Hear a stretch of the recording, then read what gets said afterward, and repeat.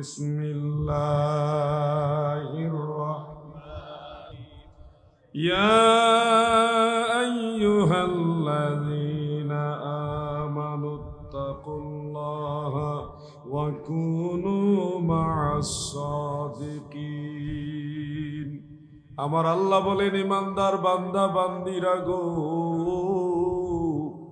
তোমরা আল্লাহকে ভয় করো মানে আমি আল্লাহকে ভয় করো ওয়াকুনু মা'আস সাদিকিন সত্যবাদী বান্দা যারা তাদের কাতারে শামিল হও তাদের অন্তর্ভুক্ত হও। এই দুইটা কথা যদি আপনারা মানতে পারেন তাহলে সামাজিক অবক্ষয় নৈতিক অবক্ষয় সব দূর করে আল্লাহ এবং আল্লাহ রাসূলের প্রিয় বান্দা প্রিয় বান্দি হিসেবে আপনারা গণ্য হতে পারবেন শুধু এই দুইটা কথা যদি আপনারা ফলো করেন। এক নম্বর কথা হলো আল্লাহর ভয়। বলেন কার ভয়? আমার সাথে কথা বলতে হবে। আমি লম্বা সময় আলোচনা করব না। এই ধরেন আপনারা যদি ধৈর্য ধরে বসেন তাহলে 40 মিনিট থেকে 50 মিনিট এইটুকু সময় আপনাদের কষ্ট দিব। সর্বোচ্চ সব মিলিয়ে 1 ঘন্টা এইটুকু সময় আল্লাহ এবং আল্লাহ রাসূলের জন্য কুরবানি করতে পারবেন না? পারবেননি? তাহলে একটু ব্যাটারি চার্জ করি। ব্যাটারি চার্জ করি কিভাবে? আসেন আমরা একটু আল্লাহর জিকির করি। দেখি বোয়ালখালীর মুসলমান আমার দয়াল নবীর প্রেমিকারা কিরকম আল্লাহ তাআলাকে স্মরণ করতে পারে। ইসমে জাত আল্লাহ আল্লাহ আল্লাহ আল্লাহ আল্লাহ মারহাবা আল্লাহ আল্লাহ আল্লাহ আল্লাহ আল্লাহ আল্লাহ আল্লাহ আল্লাহ আল্লাহ আল্লাহ আল্লাহ আল্লাহ আল্লাহ মাশাআল্লাহ খুব সুন্দর জিকির। আল্লাহ আল্লাহ আল্লাহ আল্লাহ আল্লাহ আল্লাহ লা ইলাহা ইল্লাল্লাহ মুহাম্মাদুর রাসূলুল্লাহ সাল্লাল্লাহু আলাইহি ওয়াসাল্লাম। আমার ভাইয়েরা মহান সৃষ্টিকর্তা রব্বুল ইজ্জাত আমার আল্লাহ বলেন তোমরা আমাকে ভয় করো। আল্লাহকে ভয় করা মানে হলো মহান সৃষ্টিকর্তা যা আদেশ করেছেন তা মেনে নেওয়া আর যা নিষেধ করেছেন তা বর্জন করা। আল্লাহর ভয় যার হৃদয়ে আছে সে কখনো জেনা বেবিচারে লিপ্ত হবে না গো। আমার আল্লাহর ভয় যার হৃদয়ের মধ্যে আছে সে কখনো মাদক আসক্ত হবে না। একজন মুমিন বান্দা দুনিয়ার যাবতীয় মাদক এই মুখের মধ্যে ঢুকানোর আগে আমার আল্লাহর কথা তার অন্তরে স্মরণ হবে, তার হৃদয়ে জাগনা দিবে। এই জবান দিয়ে আমি আমার আল্লাহর জিকির করব, এই জিহ্বা নাড়াইয়া আমি নবীর দুরূদ শরীফ পড়ব, এই মুখ দিয়ে আমি আমার আল্লাহর কাছে দোয়া করব। এই জবানে এই মুখের ভিতরে আমি কোনোদিন মাদক ঢুকাবো না। এই চিন্তাটা তার ভিতরে আসবে কিনা? আসবে কিনা ভাই? যদি সে আল্লাহকে ভয় করে, আল্লাহ তাআলা নিষেধ করেছে তোমরা মদ পান করবে না। 3 ধাপে আল্লাহ কুরআনুল কারীমের মধ্যে মদ হারাম করেছে। 3টা ধাপে ফাইনালি মদকে হারাম করে দিয়েছে। সে তো আপনি যদি মদের বোতল নেন বা মদ গ্লাসে নেন, নেওয়ার পরে যদি আপনার হৃদয়ে এই কথাটা স্মরণ হয় যে আল্লাহ তো নিষেধ করেছে, ফাজতানিবু, তোমরা এটা বর্জন করো, ছেড়ে দাও, লাআল্লাকুম তুফলিহুন, যেন তোমরা সফল কাম হতে পারো। আল্লাহ নিষেধ করেছে, তোমরা এটা ছেড়ে দাও এবং সফল কাম হও। তখন এই আল্লাহর ভয়ের কারণে আর কোশ্চিনকাল আপনার মুখের ভিতরে সেই হারাম জিনিস যাবে না। এটা কার ভয়ের কারণে? এজন্য আমার আল্লাহ বলেন ইয়া আইয়ুহাল্লাযীনা আমানু ইত্তাকুল্লাহ, ইমানদার বান্দা বান্দিরা গো তোমরা আল্লাহকে ভয় করো। এই ভয় করার মাঝে কিন্তু অনেক কিছু, শুধু মুখে মুখে বললাম আর আপনারা শুনলেন এটা না, বাস্তবে একটা লোক ধরেন কথার কথা, এখানে অনেক মানুষ কে কোন রকম আমি জানি না, আল্লাহ সবার কথা জানে। এরকম লোক থাকতে পারে যারা সুদ খায়, থাকতে পারে না? বলেন না থাকতে পারে না? আল্লাহ তো সুদকে হালাল করেছে না হারাম করেছে? আহাল্লাল্লাহুল বাইআ ওয়া হাররামার রিবা ওয়া হাররামার রিবা। আল্লাহ আপনার জন্য এই রিবা বা সুদকে হারাম করেছেন। এই যে আল্লাহর ভয়ের কথা যদি সিনার ভিতরে থাকে, আপনি বলুন, আমাকে বলুন তো, আপনার হৃদয়ের ভিতরে যদি আল্লাহর ভয় থাকে, আল্লাহর সেই নিষেধ সুদ, এটা কি আপনি খেতে পারবেন? আওয়াজটা বলেন, পারবেন? তাহলে সামাজিক অবক্ষয় কিন্তু সুদ ঘুষের সাথেও জড়িত আছে, মাদকের সাথে জড়িত আছে। প্রত্যেকটা যুবক নিষ্পাপ হয়ে পৃথিবীতে এসেছে। আমরা প্রতিটা মানুষ নিষ্পাপ হয়ে দুনিয়াতে এসেছি। আসার পরে আমরা দুনিয়ার শাহাদ আল্লাহ পেয়ে, দুনিয়ার রঙ্গ তামাশায় মত্ত হয়ে আমরা কিন্তু পাপে নিজের দেহকে নাপাক করে দিয়েছি। আমাদের সর্বঙ্গ এখন পাপের জর্জরিত। ডাইনে বামে যেদিকে তাকাই পাপ আর পাপ। এখন তো এমন এক জমানায় এসে গেছি যে চতুর্দিকে ফিতনা, পাপের থেকে বেঁচে থাকা এখন কঠিন জিহাদ। ও যুবক ভাইয়েরা আমার, মনোযোগ দিয়ে শোনো।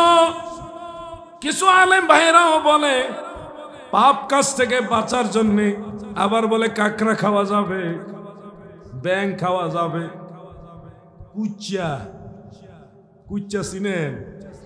কুচিয়া বা একটা বাইন মাছের মতো লম্বা সাপের মতো একটা মাছ। এর আমরা মাছ ভাষার জন্য বললাম, বোঝানোর জন্য, এটা মাছ না, কুচিয়া। এটা খাওয়া জায়েজ বলে। অক্টোপাস খাওয়া জায়েজ বলে। সামাজিক অবক্ষয়গুলি কখন আসে গো?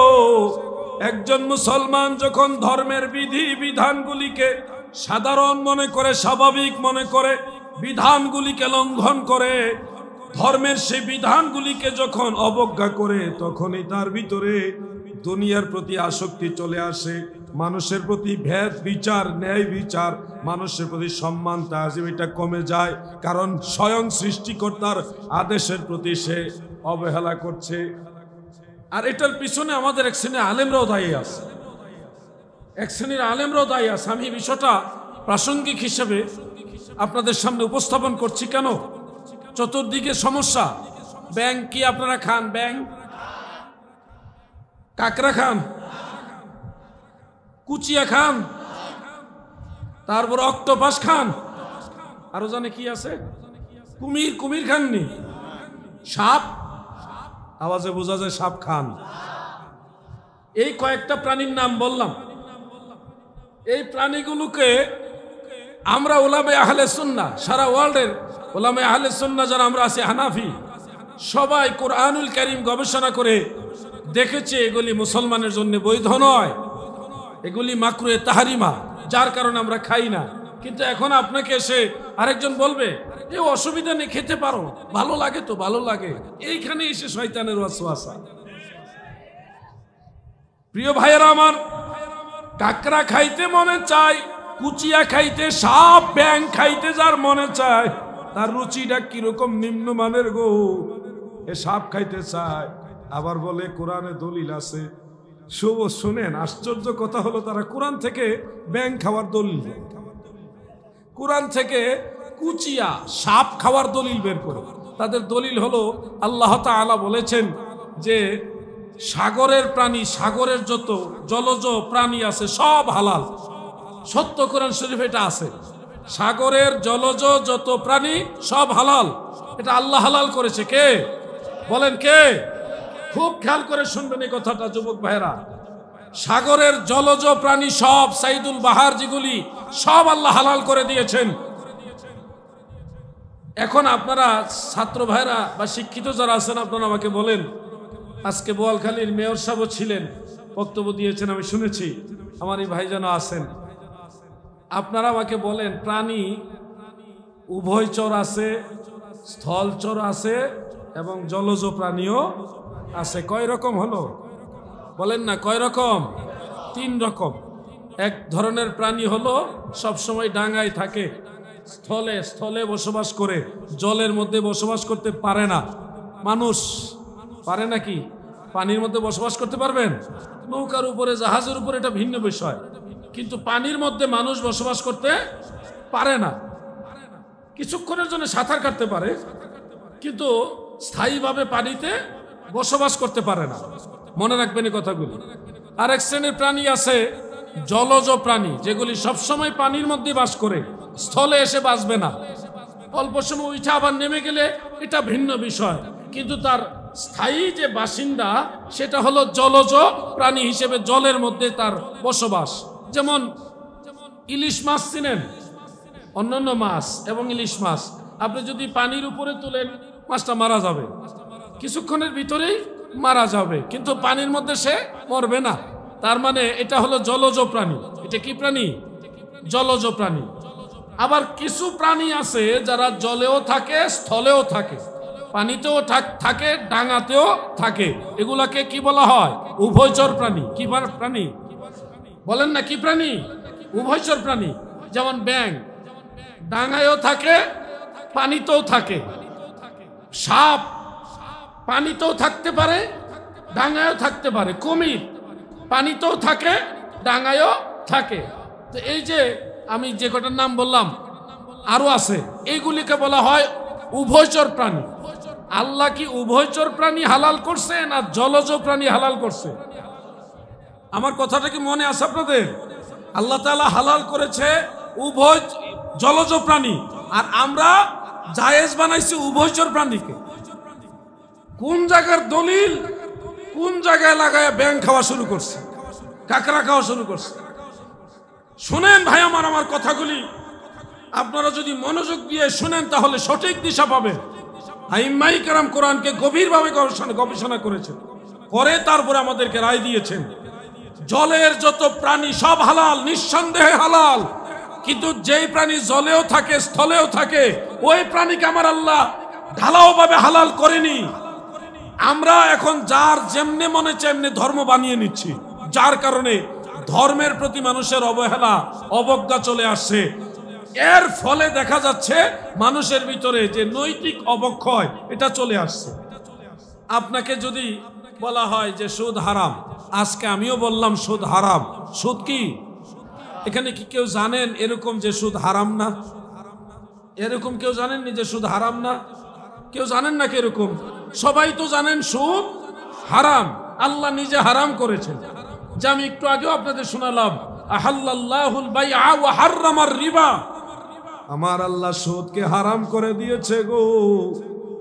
কিন্তু এখন যদি কেউ আপনাকে বলে ইন্টারেস্ট খাওয়া জায়েজ, সুদ হারাম বলল কিন্তু ইন্টারেস্ট খাওয়া জায়েজ, ওয়াজ কিন্তু এখন ঘোরায়া কার উপরে পড়বে জানি না। শোনো হে ভাই আমার, বড় বড় ইন্টারেস্টের ব্যবসায়ী, বিজনেস যারা, প্রতিষ্ঠান যারা, রাষ্ট্রের ছত্রছায়ায় তারা বড় বড় ব্যাংক ব্যালেন্স, বড় বড় প্রতিষ্ঠান নিয়ে দাঁড়িয়ে আছে, সেই ইন্টারেস্টের ব্যবসায়ী যারা, তারা কিন্তু এই ইন্টারেস্টকে হালাল বানাইছে তাদের ফতোয়া দিয়া না। তালাশ করলে দেখবেন আমাদের আপনাদের ডাইনে বামের বহু বহু বহু বড় বড় আন্তর্জাতিক খ্যাতি সম্পন্ন স্কলাররা ঘুরাইয়া ফিরাইয়া, ডাইনে বামে ঘুরাইয়া ফিরাইয়া তারাই ফতোয়া দিছে এটা সুদ না, এটা ইন্টারেস্ট, অসুবিধা নাই। এখানে উনি মোটা অঙ্কের টাকা পাইছে, পাইয়া এই সুদকে ইন্টারেস্ট বানায় জায়েজ বানাই দিছে। ওয়াজ কিন্তু উপরে পড়বো আমি জানি, কারণ আমার বিষয় দিছেন এটা। আপনাদের নৈতিক যে অবস্থান এটা চেঞ্জ করতে হলে কথা শুনতে হবে এবং মানতে হবে, শুনতে হবে এবং মানতে হবে। আল্লাহর বিধান যেটা আদেশ সেটা মানতে হবে, যেটা নিষেধ সেটা ছাড়তে হবে। যতদিন আমার আল্লাহকে ভয় না করবেন, সারা পৃথিবীর সব মানুষ চেষ্টা করলো তার নৈতিক অবস্থার উন্নতি করতে পারবে না। মানুষকে মানুষের মতো চলার সবচেয়ে শ্রেষ্ঠতম পদ্ধতি স্বয়ং আল্লাহ দিয়েছে। মানুষ কখনো মানুষের উন্নতির রাস্তা আল্লাহর মোকাবেলায় ভালো দিতে পারে না, এটা অসম্ভব। এই জন্য আপনাদেরকে বলছি, কোরআন অনুযায়ী আল্লাহকে ভয় করতে হবে। কাকে? সাদের জীবন হেলায় হেলায় চলে যাইতে লাগিল, সাধন ভজন গুরু ভক্তি কিছুই নাহি হইল, রং তামাশাই দিন কাটাইলা। রং তামাশাই, বুঝতেছেন নি কথাগুলি? আমি গজলের মধ্যে আপনাদের শিক্ষণীয় বিষয়গুলি তুলে ধরছি। গজল বলা আমার উদ্দেশ্য, আমি গজলের বক্তা না, কিন্তু আমি গজলের মাধ্যমে আপনাদেরকে বিষয়টা মেসেজ দিচ্ছি। রং তামাশাই দিন কাটাইলা মায়ার জালে পড়িয়া, ডুবলো বেলা দেখনা চাহিয়া, অবুঝ মন আমার ডুবলো বেলা দেখনা চাহিয়া। এই বেলা বলতে কি বুঝছেন? হায়াত শেষ হয়ে যাচ্ছে, আপনার আয়ু বেলা শেষ হয়ে যাচ্ছে, ডুবুডুবু অবস্থা, কখন আজরাইল আসবে ঠিক নেই, এটাকে বলা হচ্ছে ডুবলো বেলা দেখনা চাহিয়া। আজকে ওয়াজ শুনতে আসছেন, আমাকে বিষয় দিয়েছেন, আমি এটুকু ওয়াজ করলাম, এখান থেকে আমি কয়েকজন মানুষ অন্ততপক্ষে দেখতে চাই যে আমি সামাজিক, ধর্মীয়, ইসলামী দৃষ্টিতে সামাজিক নৈতিক অবক্ষয় আমি এগুলি দূর করে আমার আত্মার জগতে উন্নতি করব, ওই নিয়তে। সুদ খাবেন না কারা কারা, এমন আমার কয়েকজন মানুষ অন্ততকে বলেন। সুদ খাইবেন না কারা কারা? যারা হাত উঠাইছে না তারা খাবেন নাকি? আলহামদুলিল্লাহ, হাত নামান ভাই, আল্লাহর দোহাই লাগে। যে আরেকজন হাত উঠাইছে, আমি না উঠাইলে লজ্জা পাবো, এই নিয়তে না, মনের থেকে নিয়ত করেন, হে আল্লাহ আপনাকে ভয় করে আমি নিয়ত করলাম আমি আর কোনোদিন হারাম খাবো না। এইটুকু আমল যদি করতে পারেন, আজকের ওয়াজ মাহফিল সাকসেস। মাহফিল কমিটি এত কষ্ট করে মাহফিলটা আয়োজন করলো, তাদের আয়োজনটা সফল, আমার কথাগুলি সফল, আপনারা কষ্ট করে আসছেন, আপনারাও সফল কাম। তাহলে আমরা কি অন্ততপক্ষে এই একটা জিনিস আমল করতে পারবো যে সুদ খাবো না? পারবো? জোরে বলেন পারবো ইনশাআল্লাহ। আল্লাহর উপর ভরসা করে বলেন ইনশাআল্লাহ। দাদু ভাই আমার, এবার যুবক ভাইদেরকে ওয়াজ। যুবক ভাইরা গো, সুনানু আবি দাউদ শরীফের মধ্যে একখানা হাদিস উল্লেখ, আমার দয়াল নবীজি, রহমতের নবী, মায়ার নবীজি সাহাবীদেরকে লক্ষ্য করে বললেন, শোনো হে আমার সাহাবারা, যারা পরচুলা ব্যবহার করে এবং চুল কাটতে গিয়ে অস্বাভাবিক কাটিং যেগুলি কাটা হয়, রাখা হয়, ধরেন এদিকেও চুল নাই, এদিকেও চুল নাই, পিছনেও চুল নাই, মাঝখানে কাকের বাসা, এই রকমের ডিজাইনের চুল, এটা কথার কথা বলছে, অথবা এই দিকে নাই ওই দিকে আছে, কত রকমের স্টাইল, ফুটবল বানায় মাথার ভিতরে স্টাইল, কালার করতে করতে, চুলের কালার করতে করতে এমন অবস্থা করে একটা সময় দূর থেকে দেখলে চিন্তা পড়ে যায় এটা মানুষের মাথা না বানরের মাথা। এরকম অবস্থা আছে না নাই? আচ্ছা, এটা কি সামাজিক যে, এটা কি এই যে নৈতিক চরিত্র, মানুষের যে চরিত্র, এটা কি অবক্ষয় না উন্নতি? আচ্ছা, যারা মাথার চুলকে এই ধরনের অস্বাভাবিক কাটিং করে, তারা 5 ওয়াক্ত নামাজের প্রথম কাতারে নামাজ পড়ে, তাই না? ওই যে ঠিক বল। যারা চুল এদিকেও নাই ওদিকেও নাই, মাঝখানে কাকের বাসার মতো, কেউয়ার বাসা, অথবা বানরের মতো, বান্দরের কালারের চুল, এরা কি নামাজি না বেনামাজি? ওয়াজ কার উপরে পড়বে আমি জানি না ভাই, তবে সত্য কথা বলছি। বোয়ালখালীর মা বোনেরা গো,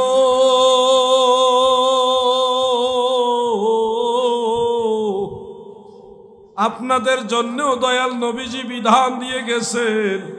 মাগো মা, আল্লাহর রসুল বলেছে যে সমস্ত মহিলারা পরচুলা ব্যবহার করে, মানে আলাদা চুল ব্যবহার করে, এরপরে নবীজি বলেছেন যারা চুল বুড়ো এগুলাকে উপড়িয়ে ফেলে, আল্লাহর রসুল বলেছে তাদের উপরে আমার আল্লাহর লানত। ও যুবক ভাইরা, তোমাদের উপরেও যদি ওই ধরনের চুল রাখো, কালারিং করতে করতে ডিসকালার বানায় ফেলো, লাল বানায় ফেলো, হলুদ বানায় ফেলো, এই ধরনের বয়সে চুল পেকে গেছে, তখন খেজাব ব্যবহার করলেন, সেটা ভিন্ন বিষয়, ওইটা মুস্তাহাব সুন্নাত। কিন্তু বয়স হয় নাই, চেংরা বয়স, অল্প বয়স, সে কালার করতে করতে এমন কালার করছে ওটার কোনো কালারই নাই, এটা বানরের মতো হয়ে গেছে। এই ধরনের চুল যারা কাটবে রাখবে, আল্লাহ রসুল তাদের জন্য লানত করে গেছে। এই কাজের কারণে আমার এই যুবক ভাইগুলি জাহান্নামের লাকড়ি হয়ে যাবে। নাউজুবিল্লাহ বলে। আমি মাদেরকে বলবো, ও আমার মায়েরা, আপনারা আমাদের মায়ের জাতি, আপনারা আমাদেরকে গর্বে ধারণ করছেন, আমাদের জন্য দিন রাত অক্লান্ত কষ্ট করেছেন, পরিশ্রম করেছেন। একটা সন্তানকে লালন পালন করতে গিয়ে মায়েরা অনেক কষ্ট করে। সেই মা বোনদেরকে বলে যাই, ব্রু প্লাগ চলবে না, ব্রু প্লাগ চলবে না। এটা কবিরা গুনাহ। কি গুনাহ? কি বলেন? জোরে বলেন না কেন? এটা কি গুনাহ? ব্রু প্লাগ কি গুনাহ? এখন তো মনে করেন মহিলারা, জানি না সবাই খুশি আছে কিনা, আতঙ্কে আছে সবাই, কার উপরে যে ওয়াজ গে পড়ে। মহিলা মা বোনেরা, ব্রু প্লাগ করা যাবে না, আল্লাহ রসুলের নিষেধ। আল্লাহ যেইভাবে দিয়েছে ওটাকে আপনি রেখে দেন। আল্লাহর এই সৃষ্টিকে পরিবর্তন করা কবিরা গুনাহ। আমাদের মায়েরা বোনেরা, এই জিনিসগুলি যদি আপনারা অবজ্ঞা করেন, তাহলে আপনারা হাসরের ময়দানে তো আল্লাহ তাআলার জাহান্নামের লাকৃত হবেনি। আপনাদের কারণে আপনাদের সন্তানরাও দেখবেন অশৃঙ্খল হয়ে যাবে। অশৃঙ্খল। যেই মা নামাজি হয় সেই মায়ের সন্তানরাও নামাজ শিখে। কথা ঠিক না বেঠিক? যেই মা নামাজের সূরা কেরাত ওযু কালাম কিছুই জানে না, সেই মায়ের সন্তানরাও কিন্তু সূরা কেরাত ওযু কালাম কিছু জানে না। মক্তবে ভাগ্যগুণে গেলে পারে, নাইলে নাই। এই জন্য মাদের ভূমিকা অনেক বেশি। মায়েদের ভূমিকা কি? সবার চেয়ে বেশি। এই পৃথিবীতে সবার আগে প্রথম শিক্ষক হলো আমাদের মা। সবার আগে প্রথম শিক্ষককে মা। এই জন্য মায়ের অবদান অনেক বেশি। মা যদি আল্লাহওয়ালা হয়, মা যদি পরহেজগার হয়, সন্তানগুলি অটোমেটিক সুন্নি হয়ে যায়, আমলওয়ালা হয়ে যায়। কিছুদিন আগেও আমার অনেক আলেম ভাইদের সাথে ইন্ডিয়াতে একটা মতদ্বন্দ্ব দেখা দিল। ওনারা কবর জিয়ারত মানতে নারাজ। আমি বলছি হানাফি মাযহাবের দৃষ্টিতে কবর জিয়ারত মহিলারা দূর থেকে করতে পারবে, মাঝে মধ্যে করতে পারবে, ফেতবে না। যেখানে পর্দার নাই, গুরুত্ব নাই, নিরাপত্তা নাই, সেখানে করবে না। কিন্তু যেখানে সুযোগ আছে, যেমন একজন মহিলা তার মা মারা গেছে, তার বাবা মারা গেছে, চাইলে সে একটু দূরের থেকে দাঁড়ায় সূরা ফাতিহা, সূরা ইখলাস পড়ে দোয়া করতে পারবে, জিয়ারত করতে পারবে, সালাম দিতে পারবে। আর যদি দেখে এমন জায়গা যেখানে মাজারের নামে নারী পুরুষ একসাথে অশৃঙ্খল চলাচল, সেখানে মহিলারা কবর জিয়ারত করতে পারবে না, করবে না। পরিস্থিতি বুঝে মহিলারা আমল করবে। তখন আমার ওই আলেম ভাইরা ওনারা আপত্তি তুললো, না এটা করা যাবে না, এটা করা যাবে না, ওটা করা যাবে না। আমি আবার দলিল দিয়ে বুঝাইছি, ওনারা বুঝছে আলহামদুলিল্লাহ। মূল বিষয়টা হলো ফিতনা হলে মহিলারা কবর জিয়ারত করবেন না। আর যদি সুযোগ থাকে বাড়ির কাছে কবরস্থান, মা বাবা দাদা দাদি নিকট আত্মীয়, তাদের জন্য একটু দূর থেকে দাঁড়িয়ে জিয়ারত করতে পারবেন। এই কথাটা কেন টান দিলাম? যেই মহিলা মাজার জিয়ারত করে বা কবর জিয়ারত করে, ওই মহিলা কখনো ওয়াহাবি হবে না। কারণ ওয়াহাবিরা মাজার জিয়ারত মানে না, কবর জিয়ারতকে মন থেকে সায় দেয় না। সুন্নিরা মাজার জিয়ারত মানে। আপনারা মানেন কিনা? কথাগুলি মনোযোগ দিয়ে শুনবেন। ধর্মীয় দৃষ্টিতে সামাজিক যতগুলি অবক্ষয় আছে, এগুলি দূর করতে হলে আপনাকে পাল্টা রিঅ্যাকশন একটা জিনিস নিয়ে আসতে হবে। একবার শুনছিলাম বাংলাদেশ সরকারে মশা মারার জন্য আরেক জাতের মশা আনছে। মশা মারার জন্য আরেক জাতের মশা আনছে। আমি হাসলাম, ঘটনা কি? মশা মারার জন্য মশা, ঘটনা কি? তো আমি পরে দেখলাম একটা নিউজের মধ্যে বিষয়টা ভালোভাবে বলেছে যে ওই মশা আসলে ওই মশার ভাইরাসে এই মশা মারা যাবে। মানে একটা দমন করার জন্য পাল্টা আরেকটা জিনিস নিয়ে আসছে। ওই মশা এমন মশা যেটা আসলে ক্ষতিকর মশাগুলি এমনি মারা যাবে। তো যাই হোক, সফল কাম হয়নি, যদিও আনছে। তো আপনাকে সামাজিক অবক্ষয় দূর করতে হলে পাল্টা এমন কিছু জিনিস নিয়ে আসতে হবে যেন ওই কাজের কারণে অবক্ষয়গুলি দূর হয়ে যায়। মহিলা মা বোনেরা যদি আল্লাহর ওলির জিয়ারত করে মাঝে মধ্যে সুযোগ সুবিধা থাকলো, অথবা মা বাবা মুরব্বীদের কবর জিয়ারত করে, তাহলে এই মায়ের উসিলায় সন্তানরাও কবর জিয়ারত শিখবে। সন্তানরা কি শিখবে? কবর জিয়ারত শিখবে। শোনো হে বোয়ালখালীর মুসলমান, একজন মুরব্বী, একজন যুবক যখন কবরস্থানের কিনারে গিয়ে দাঁড়াবে, আল্লাহর রাসূল সাল্লাল্লাহু আলাইহি ওয়াসাল্লাম বলেছেন, কুনতু নাহাইতুকুম আন জিয়ারাতিল কুবুর ফাজুরুহা ফাইন্নাহা তুযাক্কিরুল মাউত। তোমাদেরকে কবর জিয়ারত নিষেধ করেছিলাম, এখন আদেশ দিলাম কবর জিয়ারত করো। ফাইন্নাহা তুযাক্কিরুল মাউত, কেননা কবর জিয়ারতের দ্বারা মানুষের মৃত্যুর কথা স্মরণ হয়। কিসের কথা? মারহাবা মারহাবা। কবর জিয়ারতের মাধ্যমে মানুষের মৃত্যুর কথা স্মরণ হয়।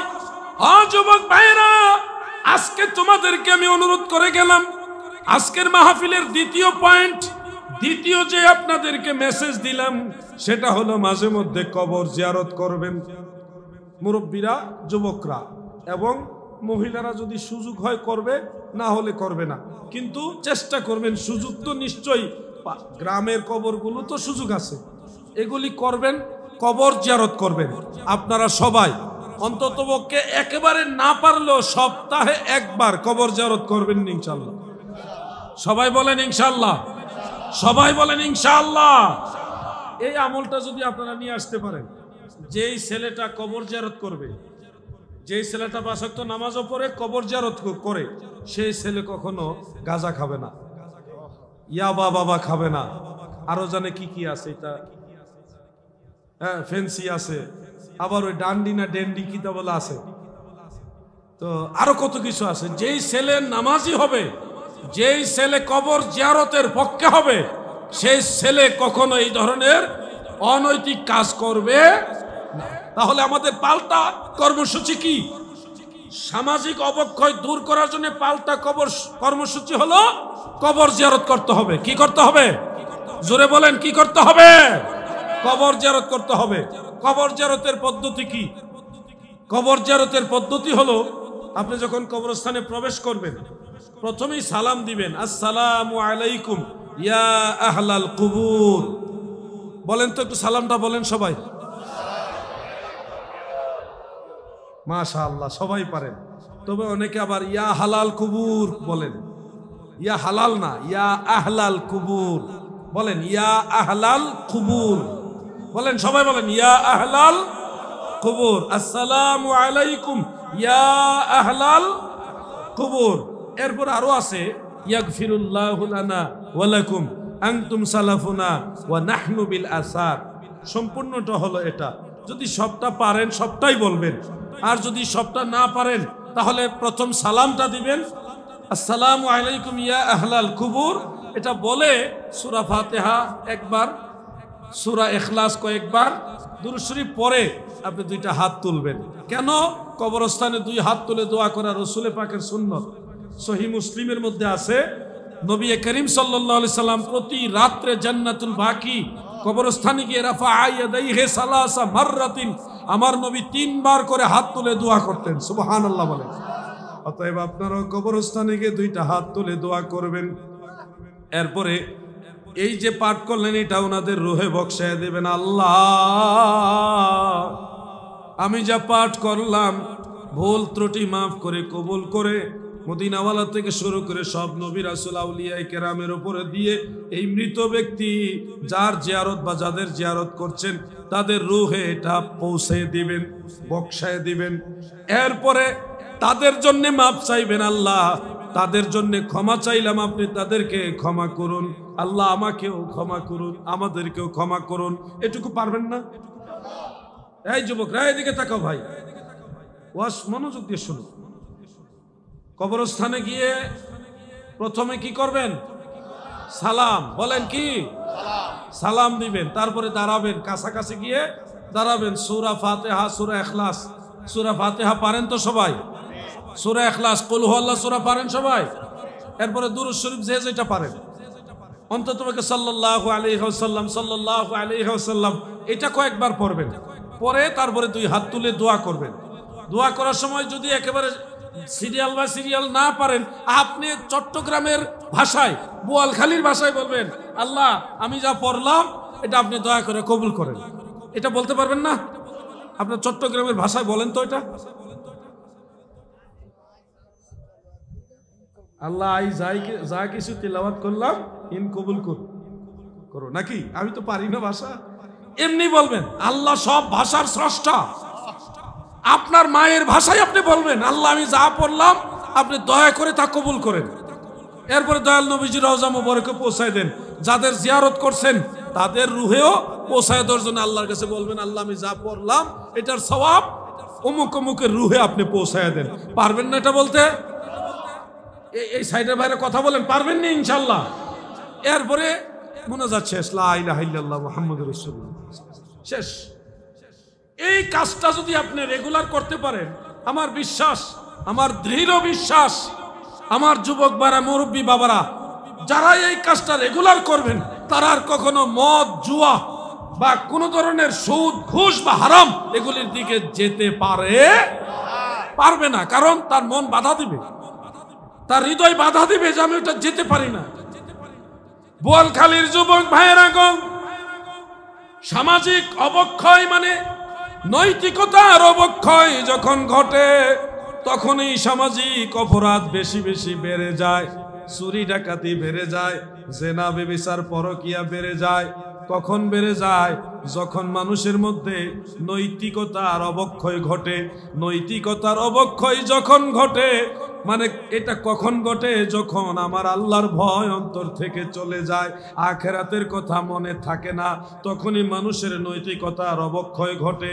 এই জন্যে আপনাদেরকে পাল্টা কর্মসূচি শিক্ষা দিয়ে যাচ্ছি, যেটা আপনারা জানেন, অনেকে আমল করেন। সামগ্রিকভাবে সবাইকে বলে যাচ্ছি, এইভাবে যদি আমল করতে পারেন, আমার আল্লাহ দয়া করে আপনাকে ওয়াকুনু মা'আস সাদিকিন, সত্যবাদী বান্দাদের কাতারের মধ্যে শামিল করে দিবে। একটা মাসআলা বলি, অনেক ভাইয়েরা আপনাদেরকে বলবে, যুব সমাজ আপনাদেরকে বলবে যে কোনো মাজারে যাওয়া যাবে না, মাজার ভেঙ্গে চুরমার করে দিতে হবে, মাজার ভেঙ্গে সমান করে দিতে হবে। এই ধরনের মেসেজ আপনাদেরকে দিবে এবং বলবে হাদিসের মধ্যে আছে উঁচু কবর ভেঙ্গে সমান করে দাও, সব মাজার ভেঙ্গে সমান করে দাও, এটা হাদিসে আছে। এই মেসেজ আপনাকে দিবে, আপনাদেরকে দিবে। কলেজ, ইউনিভার্সিটিতে যে সমস্ত ভাইয়েরা আছেন, আপনারা নিশ্চয়ই এটা ইতিমধ্যে পেয়ে গেছেন এই কথাটা। আজকে আমি এই বিষয়টা একটু শেয়ার করি। মাজার ভাঙ্গার কথা আসলে কি হাদিসে আছে? সহিহ মুসলিম, সুনানু আবি দাউদ, মিশকাতুল মাসাবিহ এবং অন্যান্য হাদিস গ্রন্থেও একটা রিওয়ায়াত হযরত আলী রাদিয়াল্লাহু আনহু থেকে বর্ণিত। তিনি একজন তাবেঈকে বলছেন, আমাকে আল্লাহ রাসূল সাল্লাল্লাহু আলাইহি সাল্লাম যেই কাজ করার জন্য আদেশ দিয়েছিলেন, আমি তোমাকে সেই কাজ করার জন্য আদেশ দিচ্ছি, যে মূর্তি পেলে ভেঙ্গে চুরমার করে দিবে, আর উঁচু কবর পেলে সেটা ভেঙ্গে সমান করে দিবে। মানে উঁচু কবর ভেঙ্গে সমান করার আদেশ আল্লাহ রাসূল সাল্লাল্লাহু আলাইহি সাল্লাম দিয়েছেন। এটা সহিহ হাদিস। এই হাদিসটা আপনাকে দেখাবে অ্যাপস থেকে, মোবাইলের অ্যাপস থেকে আপনাকে দেখাবে। দেখুন যে আল্লাহ রাসূল বলছে উঁচু কবর ভেঙ্গে সমান করে দিতে হবে, মাজার রাখা যাবে না। অনেক বক্তারা ওয়াজ করে না যে শাহজালালের মাজার ভেঙ্গে দাও, মাজার ভেঙ্গে দাও, এই ধরনের ওয়াজ কিন্তু অনেকে করে। আজকে আমি সেই ওয়াজটাই করছি। যারা মাজার ভেঙ্গে দিতে চান, আমি আপনাদের শত্রু নয়, আপনাদের আমাদের মাঝে মতদ্বন্দ্ব কি নিয়ে সেই মূল পয়েন্ট আপনাদের সামনে তুলে ধরছি। যেই হাদিসের উপরে নির্ভর করে বলছেন মাজার ভেঙ্গে দিতে হবে, সেই হাদিসটা তো আমি শোনাইলাম, শোনাইছি কিনা? মাজার ভেঙ্গে দিতে হবে হাদিস শোনাই নাই আপনাদের? এবং কোন কোন কিতাবে আছে আমি আপনাদের বলে দিয়েছি। আমার যদি উদ্দেশ্য খারাপ হতো বা উদ্দেশ্য প্রণোদিত বা আমার ব্যক্তিগত স্বার্থ হাসিলের জন্য আলোচনা করতাম, তাহলে আমি কিন্তু হাদিস না বইলা একতরফা আলোচনা করতাম। আমি আগে মাজার ভাঙ্গার যে দলিল ওনারা দেয় ওটা আগে শুনাইলাম। এবার আমরা ওই হাদিস পড়ার পরেও কেন মাজার ভাঙ্গি না, বরং মাজার জিয়ারত করতে যাই কেন, এটার একটা কারণ কি, এরপরে কোন আমরা মাজার ভাঙ্গি না, উঁচা কবর ভাঙ্গি না, আমরা আরো উল্টা কবর জিয়ারত করি, মাজার জিয়ারত করি।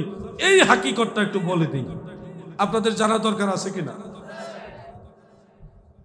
কারণ কথায় কথায় টানে, কথায় কথা টানে। এই জন্য প্রাসঙ্গিক এই কথাটা আমি আপনাদের সংযুক্ত করে দিচ্ছি। প্রিয় ভাইয়েরা আমার, সহিহ বুখারীর মধ্যে উল্লেখ, হযরত আনাস ইবনে মালিক সহ আরো অন্যান্য সাহাবীরা বর্ণনা করেছেন। হাফিজ ইবনে হাজার আসকালানী ফাতহুল বারী শরহে বুখারীর মধ্যে হাদিসগুলি ডিটেইলস উল্লেখ করেছেন, আলোচনা করেছেন। ইমাম বদরুদ্দিন আইনি উমদাতুল কারির মধ্যেও হাদিসগুলি তিনি ডিটেইল তশরিহ করেছেন। অর্থাৎ আল্লাহ রাসূল যখন মক্কা থেকে হিজরত করে মদিনা মুনাওয়ারায় প্রবেশ করেন, মদিনার মসজিদে নববী তখন ছিল না। সর্বপ্রথম আল্লাহর নবী জুমার নামাজ পড়ছে মসজিদে কুবার পাশে একটা মসজিদ আছে, ওটাকে মসজিদে জুমা বলা হয়, মসজিদে জুমা বলা হয়। ওইখানে সর্বপ্রথম আমার দয়াল নবীজি জুমার নামাজ পড়েছেন। ওইখানেই ইজা নুদিয়া লিস-সালাতি মিন ইয়াউমিল জুমআ এই আয়াতে কারিমা নাজিল হয়েছিল। এরপরে দয়াল নবীজি কুবা মহল্লায় নামাজ পড়েছেন, ওখান থেকে মদিনা মুনাওয়ারায় এসেছেন। আসার পরে প্রথমে কিন্তু মসজিদে নববী শরীফ মদিনা শরীফে ছিল না, জায়গাটা নেওয়া হলো। তারপরে মসজিদ বানাইবার সিদ্ধান্ত নবীজি নিলেন। যেই জায়গায় মসজিদে নববী, বর্তমানে যেই জায়গায় মসজিদে নববী, এই জায়গাটা ছিল খালি জায়গা, কিছু খেজুর গাছ ছিল, ছোট ছোট উঁচু উঁচু টিলা ছিল। ওইখানে কিছু ইয়াহুদীদের উঁচা উঁচা মাজার ছিল, কবর ছিল, উঁচা উঁচা কবর ছিল। কোন জায়গায়? যেখানে মসজিদে নববী, ওই জায়গাটা মসজিদ বানাইবার সিদ্ধান্ত নেওয়া হলো। যেখানে খেজুর গাছ আছে, ছোট ছোট উঁচু টিলা আছে, আর উঁচা উঁচা ইহুদিদের কবর আছে। তিন জাতের জিনিস পাওয়া গেল ওখানে। 1 নম্বরে খেজুর গাছ, 2 নম্বরে উঁচু উঁচু টিলা, 3 নম্বর কি? সবাই বলেন 3 নম্বর কি? উঁচু উঁচু কবর। এই কবরগুলি কি মুসলমানের না ইহুদিদের? জোরে বলেন কাদের? আমি বানায় বলছি না, এটা সহিহ বুখারীর হাদিস।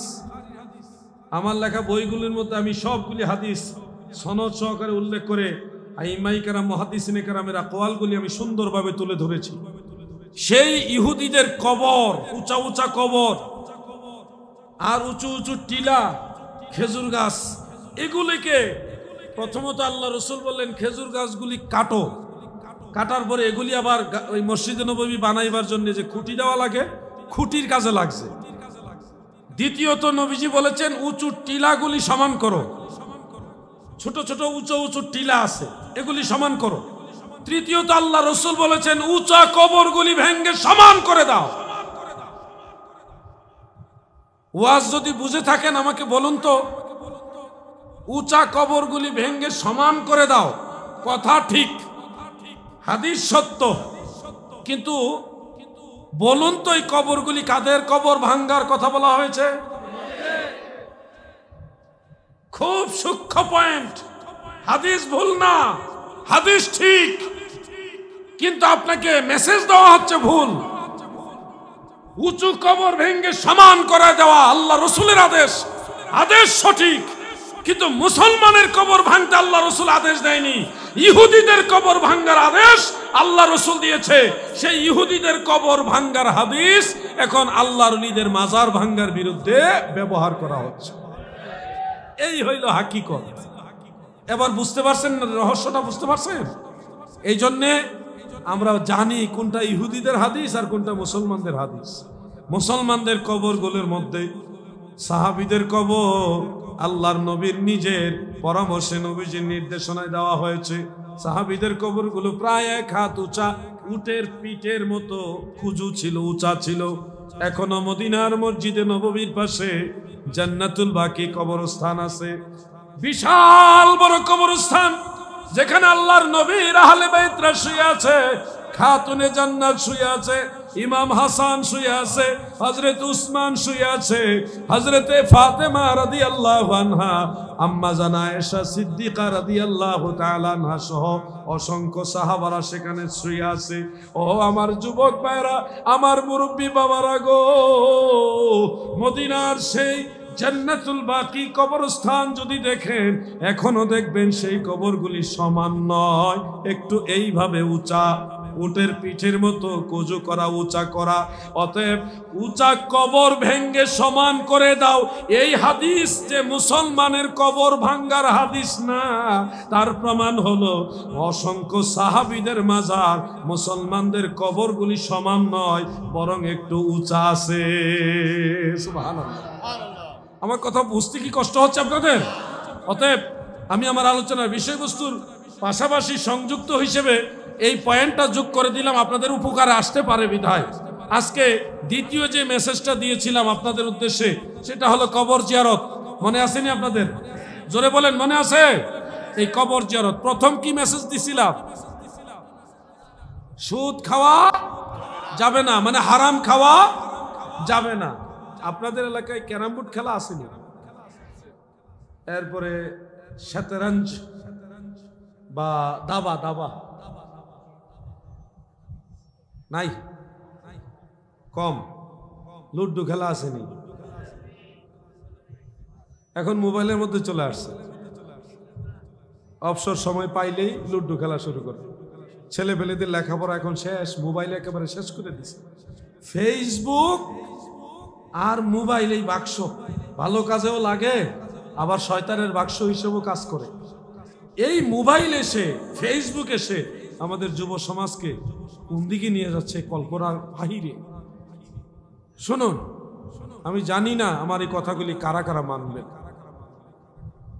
কারা কারা মানবেন আমি জানি না, তবে আমার বিশ্বাস যারা আল্লাহকে ভয় করে তারা মানবে।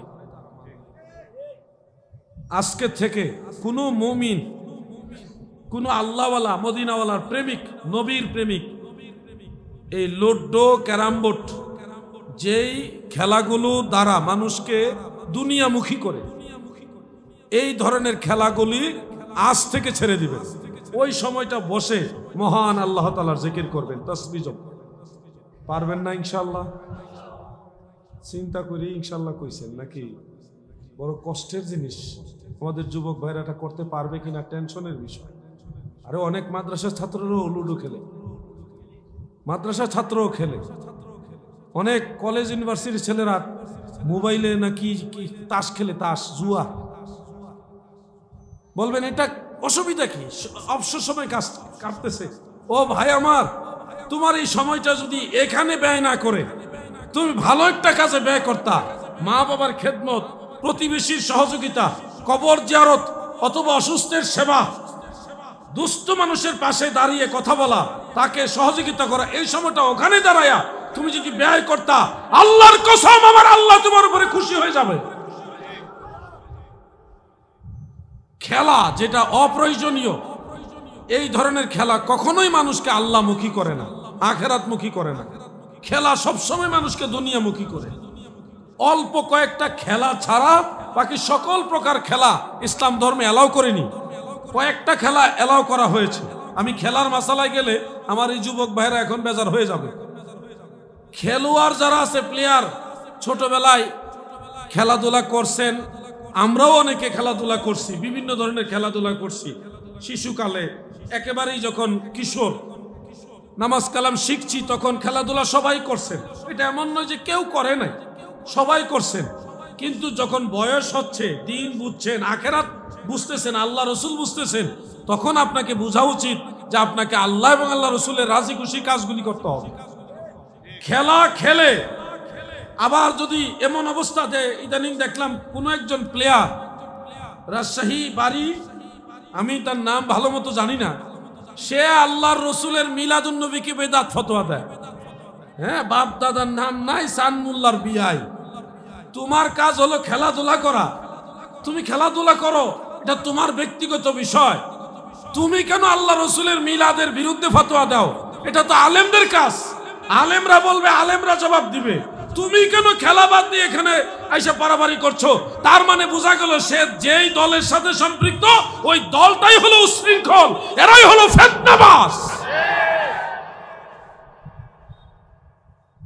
মাছ বিক্রি করে সে যদি আইসা ফতোয়া দেয়, এটা কি হবে? ভ্যান গাড়ি চালায়, রিক্সা চালায়, সে কি ফতোয়া দিতে পারে? সব কিছুর একটা ক্লাস আছে। আমি আজকে এই প্রোগ্রামের মাধ্যমে আমি জানি এই কথাটা এখানে অনেক মিডিয়া আছে, তাদের মাধ্যমে প্রচার হবে। আমি মাননীয় প্রধানমন্ত্রী বঙ্গবন্ধু কন্যার প্রতি এবং রাষ্ট্রের দায়িত্বশীল ব্যক্তি যারা, তাদের প্রতি বিনয়ের সাথে আর্জি রাখছি, যারা ধর্মের ব্যাপারে বিজ্ঞ নয়, অভিজ্ঞ নয়, জ্ঞানী নয়, পারদর্শী নয়, তারা যদি ধর্মীয় কোনো বিষয় নিয়ে উগ্রপন্থীতা ছড়ায়, মানে যেই বিষয়ে তার জ্ঞান নেই সেই বিষয়ে সে যদি আগ বাড়িয়ে কথা বলে, মুসলমানদের ধর্মীয় আবেগের উপরে আঘাত আনে, তাহলে তাকে আইনের আশ্রয় নিয়ে শাস্তি দেওয়ার ব্যবস্থা করা হোক। তাহলে আমাদের দেশের ধর্মীয় উগ্রতা কমে যাবে, মুসলমানদের মধ্যে সৌহার্দ্যপূর্ণ আচরণ, ভ্রাতৃত্ববোধ এটা চলে আসবে। হ্যাঁ, কিছু মানুষ মিলাদুন্নবী মানে না, তারা সিরাতুন্নবীর মাহফিল করে, এটা তাদের ব্যাপার। আমরা মিলাদুন্নবী মানি, আমরা মিলাদুন্নবীর মাহফিল করি। আমরা যদি কোরআন হাদিস দিয়ে বুঝাইয়া শালীনতার সাথে মানুষকে মিলাদুন্নবীর পথে আনতে পারি, তাহলে নিয়ে আসবো। তারা যদি বুঝাইয়া সিরাতুন্নবীর দিকে নিয়ে যেতে পারে, নিয়ে যাক, এটা শালীনতার মাধ্যমে হবে। কিন্তু যে যেই ব্যাপারে জ্ঞান রাখে না, রিক্সা চালক আর ভ্যান চালক আর জেনারেল শিক্ষিত, তারা যদি ফতোয়া দেওয়া শুরু করে, তখন তো এমনি মুসলমানদের মধ্যে ধর্মীয় দাঙ্গা তৈরি হবে। কথা ঠিক না বেঠে? এই জন্য এদেরকে আইনের আওতায় নিয়ে আসতে হবে, তাহলে ভবিষ্যতে সবাই সচেতন হবে, সতর্ক হবে। আর মিলাদুন্নবী সেই রাসূলের জামানা থেকে 1450 বছর যাবত চলতেছিল, চলতেছে, চলতে থাকবে। কিন্তু যারা বিরোধিতা করে তারা আগে ছিল না, তারা নতুন। কথা ঠিক না বেঠে?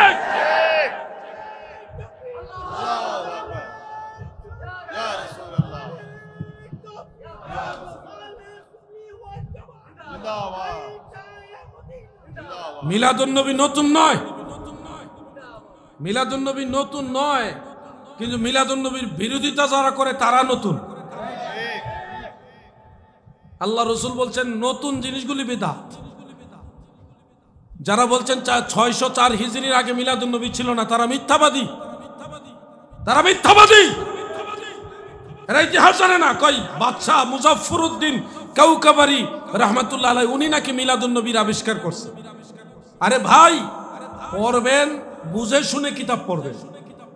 ইরবিল শহরের বাদশাহ মুজাফফরউদ্দিন কাউকাবারি রাহমাতুল্লাহ আলাইহি, উনি রাষ্ট্রীয়ভাবে, রাষ্ট্রীয় পর্যায়ে সর্বপ্রথম মিলাদুন্নবীর উদযাপন করছে। কিন্তু এটার অর্থ এই না যে মিলাদুন্নবী আগে ছিল না। আমাদের বাংলাদেশে মাননীয় প্রধানমন্ত্রী, তিনিও তো আমাদের জাতীয় মহান সংসদে মহামান্য রাষ্ট্রপতি মহোদয় সহ গেজেট পাশ করে রাষ্ট্রীয় পর্যায়ে ঈদে মিলাদুন্নবী পালনের আইন করছে না, যেটা আপনারা সবাই জানেন। এটা মাত্র কয়েক বছরের আগের ঘটনা। এখন আপনারা বলেন, ধরে নিলাম কথার কথা যে 3 বছর আগে মিলাদুন্নবী পালন রাষ্ট্রীয়ভাবে এটা আইন করা হয়েছে, এখন রাষ্ট্রীয়ভাবে ঈদে মিলাদুন্নবী পালন হয় বাংলাদেশে, 3 বছর আগে থেকে পালন হয়। এটার অর্থ কি এই যে এর আগে বাংলাদেশে মিলাদুন্নবী ছিল না? এর আগেও ছিল, কিন্তু রাষ্ট্রীয় পর্যায়ে পালন হতো না। বিষয়টা হলো এরকম, ইরবিল শহরের বাদশাহ মুজাফফরউদ্দিন কাউকাবারি রাহমাতুল্লাহ আলাইহি, তিনি সর্বপ্রথম রাষ্ট্রীয় আয়োজনে ঈদে মিলাদুন্নবী পালন করছেন। এটাকে তারা ধরে নিছে যে 604 হিজরির আগে মিলাদুন্নবী ছিল না। 604 হিজরির আগেও মিলাদুন্নবী ছিল, এবং মিলাদুন্নবীর পক্ষে ইমামরা কিতাব লিখে গেছে, সেটা যথেষ্ট ডকুমেন্টস আমাদের কাছে আছে। আমি শুধু এটুকু বলবো যে না জেনে কথা বলবেন না প্লিজ। আমার ক্ষেত্রেও যেই ব্যাপার আমি জ্ঞান রাখি না, ওই ব্যাপারে কথা বলবো না, এটা আমার জন্য। আপনার বেলায়ও যে যেই ব্যাপারে জ্ঞান রাখেন না, আগ বাড়ায় ওই ব্যাপারে কথা বলতে যাবেন না। ধর্মীয় উগ্রতা মানুষের নৈতিক চরিত্রের অবক্ষয়ের দিকে নিয়ে যায়। ধর্মীয় উগ্রতা কখনো ইসলাম হতে পারে না, যারা উগ্র, আগ বাড়িয়ে মানুষের উপর আক্রমণাত্মক কথা বলে, এরা কখনো ধর্মীয় যে আবেগওয়ালা মানুষ, তারা এটা ধার্মিক ব্যক্তি হতে পারে না। ধার্মিক ব্যক্তি কখনো উগ্র হয় না। আমাকে প্রশ্ন করেছিল চাঁদপুরে যে সিরাতুন নবী মানেন না কেন, মিলাদুন নবী করেন কেন, সিরাতুন নবী আর মিলাদুন নবীর মধ্যে বেশ কম কি? প্রশ্ন করতেই পারে। আমি বললাম মিলাদুন নবী এটা অনেক পুরান, আর সিরাতুন নবী এই 50, 60, 70 বছর আগে আবিষ্কার হয়েছে। এর আগে সিরাতুন নবী ছিল না। মানে সিরাতুন নবীর যে আনুষ্ঠানিকতা, এই সিস্টেমটা আগে ছিল সর্বোচ্চ 60 থেকে 80 বছর আগে এটা চালু করা হয়েছে। এই যে তাওয়ারিখে হাবিবে ইলাহ, ওই কিতাবটার মধ্যে এটা উল্লেখ আছে। খুব মনোযোগ দিয়ে কথাগুলি শুনবেন। আর মিলাদুন নবী সরাসরি রাসূলের হাদিসের কিতাবে আছে। তিরমিজি শরীফে বাবু মা জা ফি মিলাদিন নবী সাল্লাল্লাহু আলাইহি সাল্লাম, ওটা উল্লেখ করে উনি হাদিস পর্যন্ত মিলাদের হাদিস নিয়ে আসছে। এবং তাবারানীতে মিলাদের তাজকিরা, আল্লাহ রাসূল নিজে মিলাদের তাজকিরা করেছেন। তাযাকারা রাসূলুল্লাহ সাল্লাল্লাহু আলাইহি ওয়াসাল্লাম ওয়া আবু বকর রাদিয়াল্লাহু আনহু মিলাদাহুমা ইন্দি ইলা আখিরিল হাদিস। মিলাদের তাজকিরা বা মিলাদুন নবীর বিষয়ক যে মজলিস মাহফিল, এটা স্বয়ং আল্লাহ রাসূলের জামানা থেকে চলে আসছে, যদিও পরবর্তীতে অনেক উত্তম জিনিস এটার সাথে সংযোজিত হয়েছে। যেমন মানুষকে তবারক দেওয়া, মানুষকে খাবার দেওয়া, ইতাআমুত তাআম, এটাও সহিহ হাদিস থেকে প্রমাণিত জায়েজ। সেটার সাথে যোগ হয়েছে সালাতু সালাম, নবীর দুরুদ সালাম। দুরুদ সালাম তো কোরআন শরীফ থেকেই জায়েজ, সাল্লু আলাইহি ওয়া সাল্লিমু তাসলিমা। এরপরে সেটা দোয়া সংযোগ হয়েছে, এই কাজগুলি সংযোগ হয়েছে, কিন্তু টোটালি এই কাজটা রাসূলের জামানা থেকে চালু হয়েছে। আর সিরাত তাওয়ারিখে হাবিবে ইলাহ এই গ্রন্থ থেকে আমরা পাই সর্বোচ্চ 80 বছর আগে। এর আগে সিরাতুন নবীর মাহফিল বলতে কোনো মাহফিল ছিল না। এটা একটা পয়েন্ট। দ্বিতীয় পয়েন্ট হলো সিরাত শব্দের বাংলা আবিধানিক অর্থ হলো জীবন চরিত্র, জীবনী। একটা মানুষের জন্ম থেকে মৃত্যু পর্যন্ত সম্পূর্ণ জীবন চরিত্রকে বলা হয় সিরাত। কি বলা হয়? সিরাত। খুব মনোযোগ দিয়ে শুনবেন। জন্ম থেকে মৃত্যু পর্যন্ত টোটালটাই হলো সিরাত। এই পুরা জিন্দেগির মধ্যে ভালো কাজও আছে, খারাপ কাজও থাকতে পারে। খুব মনোযোগ দিয়ে কথাগুলি শুনবেন। আমি রাসূল পাকের সাথে সম্পৃক্ত করে কথাটা বলছি না, শব্দটার দিকে মিন করে বলছি। সিরাত মানে জীবনী। জীবনী মানে জন্ম থেকে মৃত্যু পর্যন্ত পুরা জীবনী, জীবন চরিত্র। এটার মধ্যে ভালো কাজও আছে, খারাপ কাজও থাকতে পারে। এই দৃষ্টিতে নবী করিম সাল্লাল্লাহু আলাইহি সাল্লামের ক্ষেত্রে সিরাত শব্দের তুলনায় আখলাক শব্দটা উত্তম। কারণ আখলাক মানে উত্তম চরিত্র, সিরাত মানে শুধু চরিত্র, আর আখলাক মানে উত্তম চরিত্র। নবীজির বেলায় আমরা মনে করি, আমরা সুন্নিরা মনে করি, নবীজির বেলায় সিরাত শব্দের চেয়ে আখলাক শব্দটা যথোপযুক্ত। কারণ আল্লাহর কোরআনে আল্লাহ নিজেও নবীজির জীবনীকে সিরাত শব্দ দিয়ে আখ্যায়িত করেননি। আল্লাহ নিজে নবীজির জীবনীকে আখলাক শব্দ দ্বারা আখ্যায়িত করেছেন, খুলুক শব্দটা ব্যবহার করে। ওয়া ইন্নাকা লাআলা খুলুকিন আযীম। আমার নবীজির চরিত্র মুবারককে আমার আল্লাহ খুলুকে আযীম বলেছেন। সহিহ বুখারীর মধ্যে উল্লেখ, আম্মা জান আয়েশা সিদ্দিকা রাদিয়াল্লাহু তাআলা আনহা তিনি নবীজির চরিত্র মুবারক সম্পর্কে বলেছেন, খুলুকুহুল কোরআন, আমার নবীজির চরিত্র মুবারক হলো কোরআন। মানে কোরআনের সাথে নবীজির চরিত্র মুবারকের তুলনা।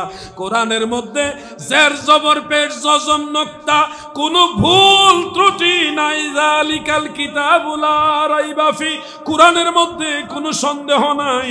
সেই কুরআনের সাথে আম্মা জান আয়েশা নবীজির চরিত্র মুবারক তুলনা দিয়ে বলেছেন খুলুকুল কুরআন, আমার নবীজির চরিত্র মুবারক হলো কোরআন।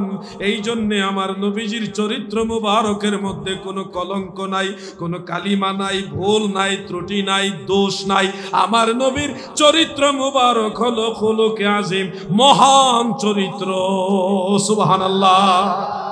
আমরা সুন্নিরা দেখছি সিরাত শব্দের তুলনায় নবীজির ক্ষেত্রে ন্যূনতম আখলাকুন নবী সাল্লাল্লাহু আলাইহি সাল্লাম এই শব্দটা বেটার, এটা যথোপযুক্ত। এই জন্য ওই শব্দের দিকে না যায়া আমরা এই শব্দের দিকে আসছি। আশা করি বিষয়টা সবাই বুঝতে পারছেন। আমরা ওই দিকে না যাই এদিকে আসছি কেন? এই শব্দটা নবীর বেলায় পারফেক্ট, দয়াল নবীজির বেলায় পারফেক্ট। ওই শব্দটা দিলে যে একবারে কোনো ধরনের আইব হবে, জাহান্নামী কাফের হয়ে যাবে, এরকম আমরা বলছি না। আমরা বলছি ওই শব্দের চেয়ে এই শব্দটা আমাদের কাছে মনে হচ্ছে আল্লাহ রসুলের ব্যাপারে যথোপযুক্ত, এটা বেটার, এটা উত্তম, এটাই পারফেক্ট। এই হলো আমাদের দৃষ্টিভঙ্গি। আমাদের দৃষ্টিভঙ্গির পিছনে কারো প্রতি অ্যাঙ্কার না, কাউকে ঘায়েল করা না। আমাদের দৃষ্টিভঙ্গির পিছনে মূল চিন্তা হলো আল্লাহ রসুলের তাজিম। ঠিক না? ঠিক। ভালো যদি বাসতে হয় নবীকে বাসো, মন যদি নবীকে দিও, ভালো যদি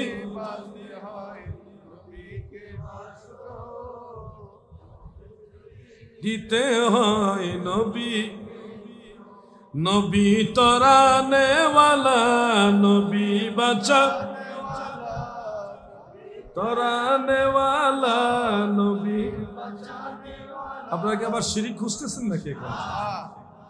নবীজি হাসরের ময়দানে আল্লাহর দেওয়া সম্মানে আমাদেরকে তরাবেন, জান্নাতে নিবেন, শাফাত করবেন না?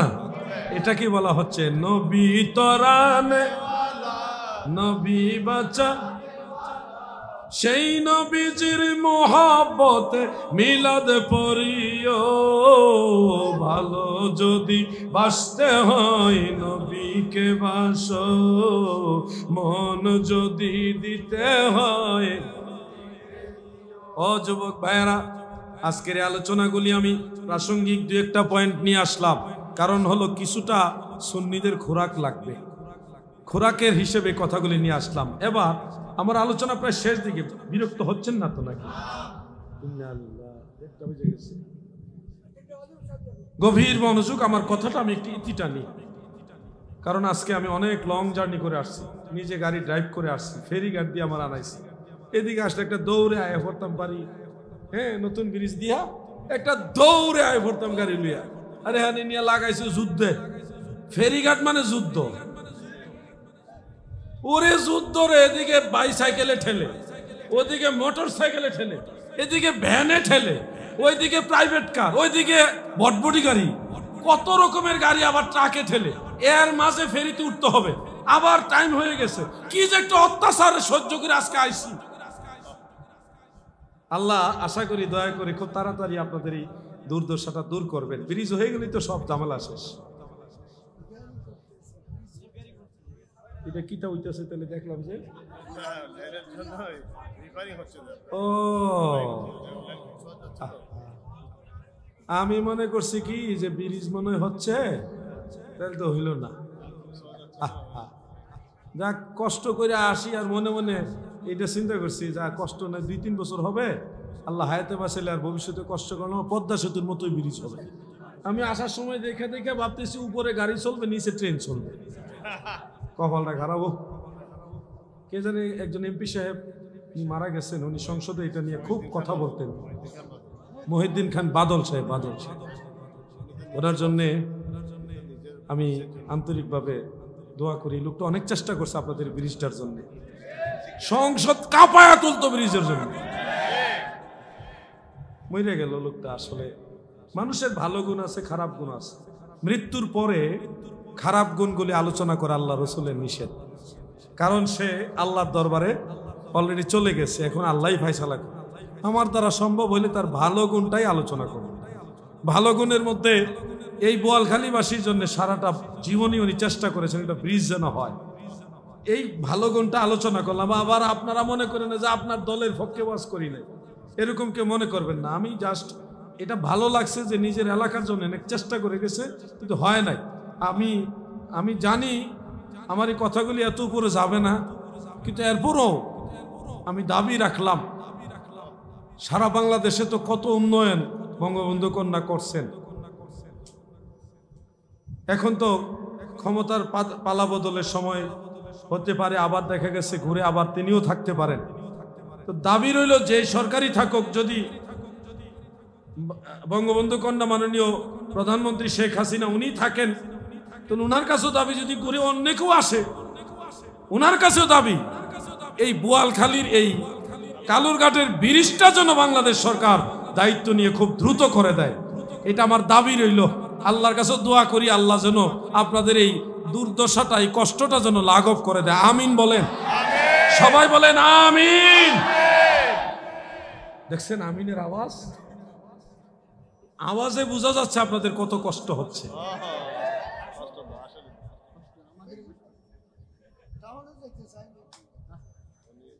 যাক প্রিয় ভাইয়েরা গো, এই জায়গা দয়া করে করবেন না। আমি একটা কথা সংযোগ করব, আরো সামাজিক অবক্ষয় দূর করার জন্য আপনাদের ক্ষেত্রে আরেকটা বিষয় আমি সংযোগ করব, এটা আপনারা মানার চেষ্টা করবেন। সেটা বলবো কিনা চিন্তা করতেছি। আমি বলবো, কিন্তু কেউ বিরুদ্ধে নিবেন না যে আমার বিরুদ্ধে নিয়ে বলছে, এরকম কেউ নিবেন না। হ্যাঁ, শিক্ষণীয় হিসেবে নিবেন। আমি একটু দুরূদ শরীফ পড়া নেই, যেন সবার মনটা নরম হয়, আল্লাহ রহমত নাজিল করে। আল্লাহুম্মা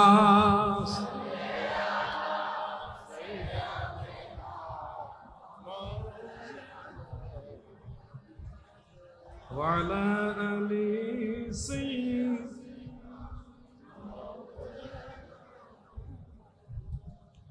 পিছনের ভাইরা দুরূদ শরীফ পড়ছেন নি সবাই? আওয়াজ দেয় না তো, পড়ছেন সবাই? আরেকবার পড়েন, আল্লাহুম্মা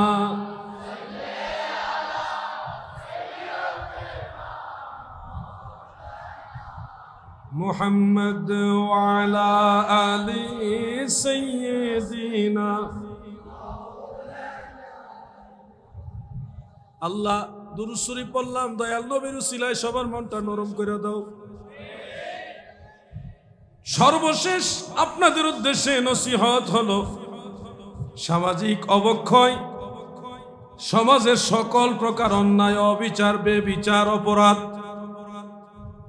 সবকিছু দূর করার জন্য এটা অন্যতম সহায়ক ভূমিকা পালন করবে। সেটা হলো আমার দয়াল নবীজির সুন্নত, এই দাড়িটা রেখে দিবে।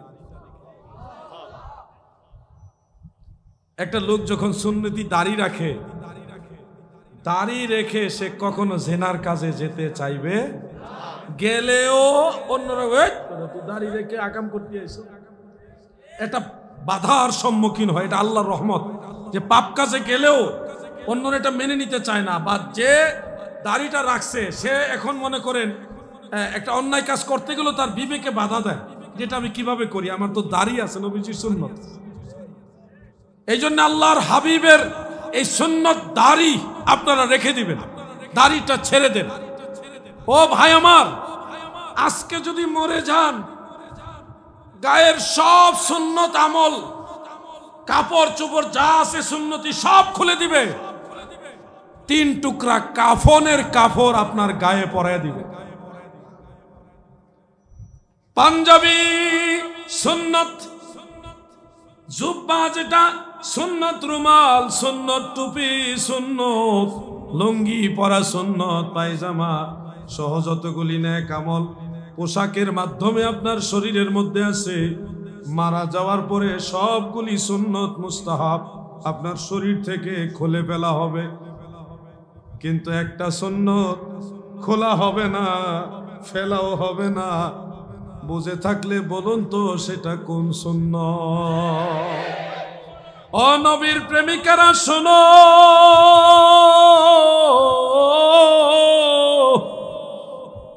কবরের ভিতরে আমাকে আপনাকে যখন শোয়া দিবে, মুনকার নাকির এসে আমাকে আপনাকে প্রশ্ন করবে, মার রাব্বুকা ওয়া মা দীনুকা ওয়া মা কুনতা তাকুলু ফি হাযার রাজুল। এই প্রশ্নগুলি যখন করবে, ইমাম মুহইয়ুদ্দিন নববী রাহমাতুল্লাহ আলাইহি তিনি হাযা শব্দের ব্যাখ্যায় বলেন, আমার দয়াল নবীজি আপনার আমার কবরের মধ্যে হাজির হয়ে যাবে। আল্লাহর হাবিব রহমতের নবী যখন কবরের ভিতরে হাজির হবে, আপনি নবীজিকে দেখবেন, নবীজি আপনাকে দেখবে, সরাসরি ফেস টু ফেস দয়াল নবীর সাক্ষাৎ হবে, দয়াল নবীর দিদার হবে।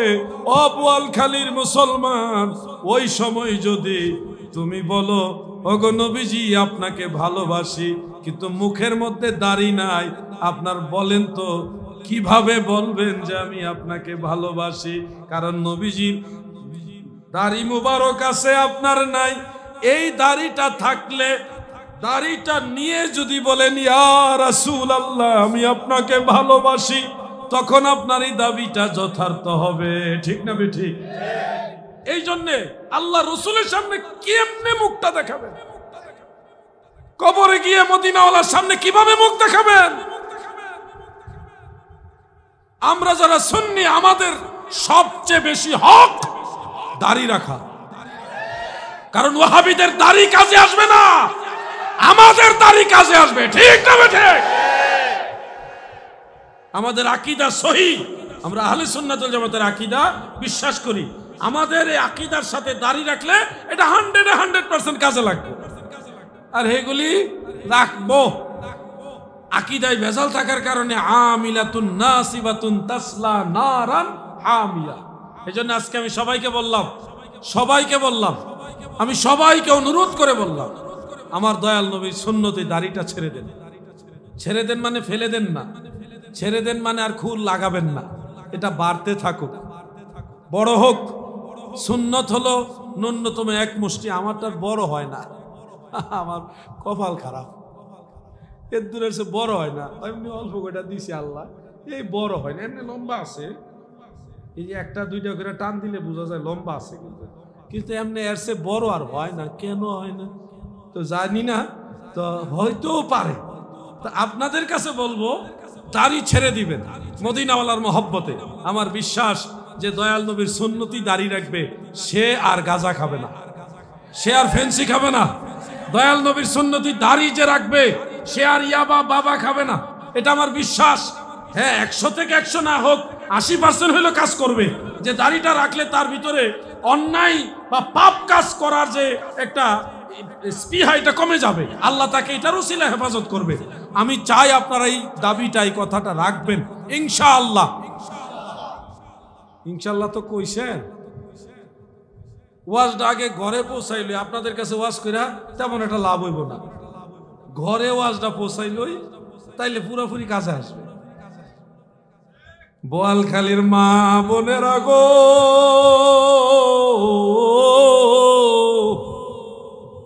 ও আমার মা জননীরা, আমার বোনেরা, আপনাদের ব্যক্তিগত পছন্দ অনেকেরই আছে।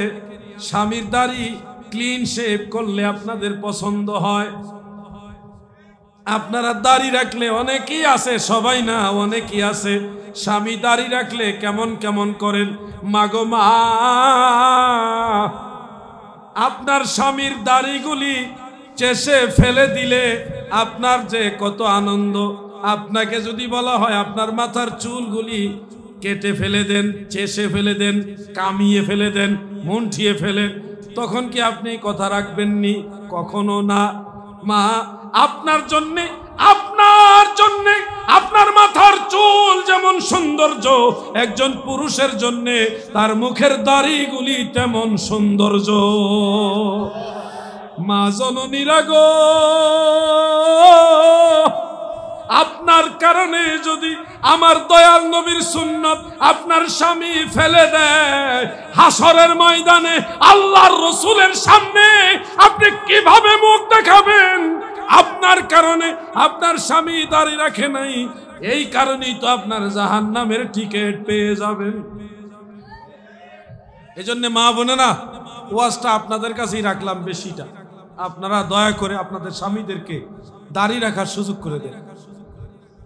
যদি আর বড় আপনারা দাড়ি না রাখেন তাইলে ধরে নেব হয় মহিলারা সমস্যা, মহিলারা খারাপ, আর নাইলে আপনারা খারাপ। আমি ইনশাআল্লাহ আল্লাহ হায়াতে বাঁচাইলে বোয়ালখালীতে ভবিষ্যতে আসবো, আমি কিন্তু ফেসগুলি খেয়াল করব, কিছু ফেস অন্ততকে মনে রাখবো। দেখলাম তো, দেখি আমার দয়াল নবীজিকে কতজন ভালোবাসেন। আচ্ছা, এমন কেউ কি আছেন যার দাড়ি নাই কিন্তু আজকে নিয়ত করলেন যে আমার দয়াল নবীজির ভালোবাসায়, আল্লাহর হাবিবের ভালোবাসা আমি দাড়ি রাখবো, এরকম কেউ কি আছেন? দুই চারজন। মাশাআল্লাহ। এত আমি দাঁড়াও না ভাইয়া, মাশাআল্লাহ। আমার স্যারও হাত উঠাইছে, এই যুবকটা সবার আগে হাত উঠাইছে। মারহাবা বলেন না। অনেকে নামাইলে ভেজাল আছে, হাত নামাইলে বোঝা যাবে ভেজাল আছে। সবাই উঠাইছে, এরপরে এদিকে অনেকে হাত উঠাইছে। তা আমি আলহামদুলিল্লাহ আশাবাদী, আমার কথার চাপে পড়ে না, সত্যিকার অর্থে হৃদয় থেকে মদিনাওয়ালাকে ভালোবেসে এই কাজটা করবেন ইনশাআল্লাহ। সবাই বলেন ইনশাআল্লাহ।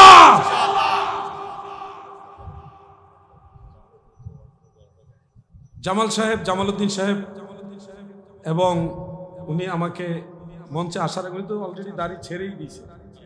এখন আল্লাহ পাক দয়া করলে একটু বড় হয়ে যায় গেলেই ইনশাআল্লাহ আমরা দেখতে পাবো। মুছটা বেলেট দিয়ে চাষবেন না, কেসি দিয়ে কাটবেন। মুছ বেলেট দিয়ে চাষবেন না, কেসি দিয়ে কাটবেন। তো যতটুকু ছোট করা যায় আর আবার একটু বড় রাখলেও পারেন, কিন্তু মুছ হলো ছাড়বেন, ছাড়বেন, ছাড়বেন, কামাবেন না। মনে থাকবে? বুঝে না মনে হয় তারা। মোষ কেসি দিয়ে কাটবেন, ব্লেড দিয়ে চাষবেন না। মনে থাকবে? আমার সাথে সবসময় কেসি থাকে, একটু বড় হলে কাটি। আপনারাও এটা আমল করবেন, কারণ এটা কিন্তু আমি আমার স্বভাব বা আমার ব্যক্তিগত আমল হিসেবে বলছি না। মোষ ছাটা সুন্নত আর দাড়ি ছেড়ে দেওয়া সুন্নত। দাড়ি যারা ছোট ছোট রেখেছেন আপনাদেরকে অনুরোধ করছি, কষ্ট করে দাড়ি রাখছেন, সুন্নত পরিমাণ রেখে দেন। এক মুষ্টি রেখে দিলে আপনার সুন্নতটা আদায় হবে। আর এমনিতে দাড়ি রাখলে দাড়ি রাখা হবে কিন্তু সুন্নত আদায় হবে না। তাহলে কষ্ট করে দাড়ি রাখলাম কিন্তু সুন্নত আদায় হলো না, তাহলে তো এই কষ্টটাই আমার বৃথা। না বেজার হইলেন নাকি? আমার এই মামুনে মাঝখানে দাড়ি ছোট করছিল, আমি পরে বলছি যে মামুনে এটা এই কাজ কিন্তু করা যাবে না। পরে আলহামদুলিল্লাহ সে বলছে না এটা করব না, দাড়ি ছেড়ে দিয়েছে। আলহামদুলিল্লাহ। আপনাদের সবাইকে বলবো এই আমলটা করবেন। এটা দিয়ে আপনাদের এই একটা আমল দিয়ে আপনাদের অনেক নৈতিক যে অনৈতিক যে কাজগুলো এগুলি চলে যাবে ইনশাআল্লাহ। তবে কয়লা ধুইলেও ময়লা যায় না। কিছু মানুষ তো সমস্যা থাকবেই ভাই, বড় বড় দাড়ি রেখে ঘুষ খায়, এমন আছে না? এই কিছু সমস্যা থাকবে, তারা আমাদের দলিল না যে অমুকে দাড়ি রেখে ঘুষ খাইছে, এটা আমাদের দলিল না। সে নিজে খারাপ, সে অন্যায় করছে, সে অন্যায় কাজকে আপনারা কি নিজেদের জন্য দলিল হিসেবে নেবেন?